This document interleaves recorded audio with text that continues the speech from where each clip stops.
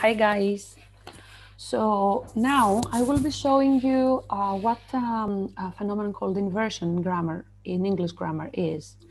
Okay, so let's get started. Now the title of the phenomenon is inversion, as I said. And well, what do we mean when we use the word inversion? Is that we invert the auxiliary verb with the pronoun as in questions. For example, if I say I am happy, in order to form the question, I invert and I say, am I happy? So that's inversion. Now, inversion, however, can be used even in sentences where we do not have questions. And it is used for emphasis. Okay. Now, when does this happen? If I find a negative word at the beginning of a sentence, I have to invert, okay, in order to give emphasis. So I may say, never have I seen a more beautiful place. Okay, so initially the sentence was, I have never seen a more beautiful place, but in order to give emphasis, what I do is I invert the pronoun here, I, with the auxiliary verb have. Okay, have is the verb, the auxiliary verb that I use to form the present perfect tense. Okay, so just because we have the word never, which is negative here at the beginning, we use inversion here, have I seen. Okay, another negative word could be not only. Not only is he arrogant, but also mean, bad. Okay, so you see that what I am doing again, once more, instead of saying he is arrogant, I invert the verb be with the pronoun. And this happens just because we have the phrase not only here, which is negative. I'll give you more examples. Not once did he apologize. Okay, so in this case, since we have not once, which once again is a negative word, I use the simple past, but in the question form, in the interrogative form. So I say, did he apologize? And then I have a full stop at the end. Okay, it sounds as a question, but actually it's not, it's affirmative. We have used did for emphasis. Okay.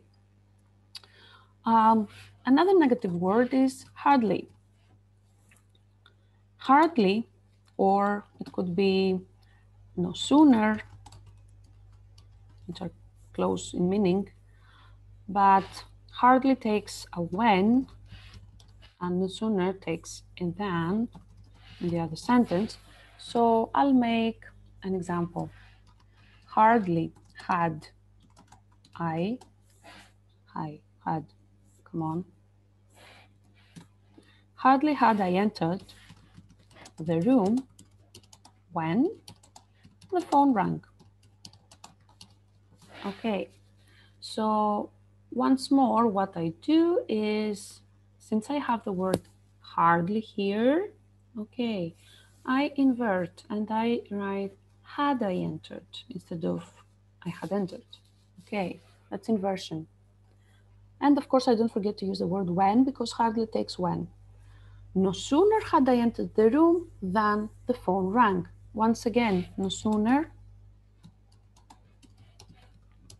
had I entered the room than the phone rang.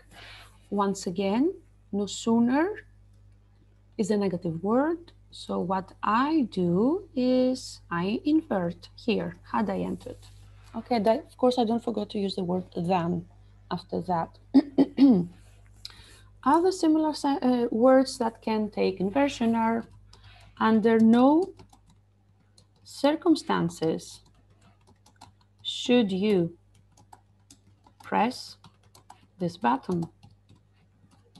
Okay, So instead of saying you should press, I say should you press? And this happens just because my sentence starts with the negative phrase under no circumstances. Okay. Now, the same thing could happen if I had not only or not until. I said not only here, but so I'll use not until, because we have something different here. Not until he apologizes will I forgive him. Okay, so what do we notice here? Once again, we have a negative word here at the beginning, but this time, instead of having the inversion here in this sentence, we have it in the main sentence. Okay, that happens when the sentence starts with not until. Okay. The same thing can happen with the phrase only.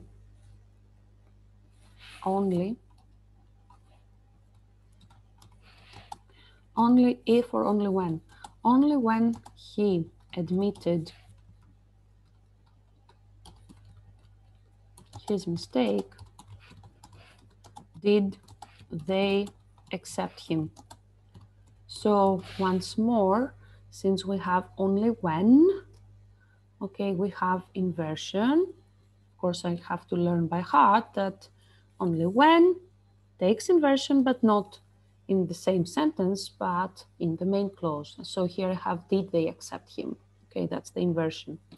Now, other cases in which we may have inversion are, as we have mentioned in an earlier video, conditional sentences. So in the first conditional, you could see something like, should you see him, tell him, I am looking for him. Okay, so I have, should you see him? At the beginning, it was, if you should see him. Okay. In the second conditional, where are you?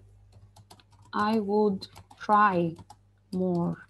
So if I were you, turns into where are you for emphasis. And in the third conditional, had I been wiser back then, I would have saved more money. I wasn't wiser, so I squandered my money. So at the beginning it was, if I had been wiser, I would have saved more money. So this is inversion with conditionals. Now, another instance when we could have inversion is with sentences starting with so and such. But we have to find these words at the beginning of the sentence. So big was his mistake that everybody laughed at him. Okay, so big was his mistake. Now the sentence would be his mistake was, okay, since mistake is the subject of the sentence, it could go at the beginning. But since the sentence is starting with so, okay, we have inversion. Such was his embarrassment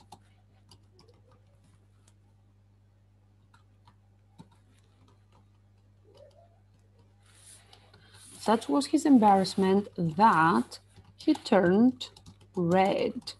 So instead of saying his embarrassment was such, okay, he turned red. Come on, I wanted to correct that. Okay, that he turned red.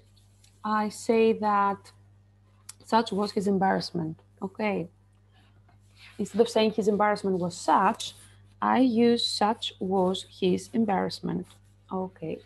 Now, other instances of having inversion would be if I had some adverbs of place. Of place. So I say, for example, here she comes. Instead of saying she comes, here she comes.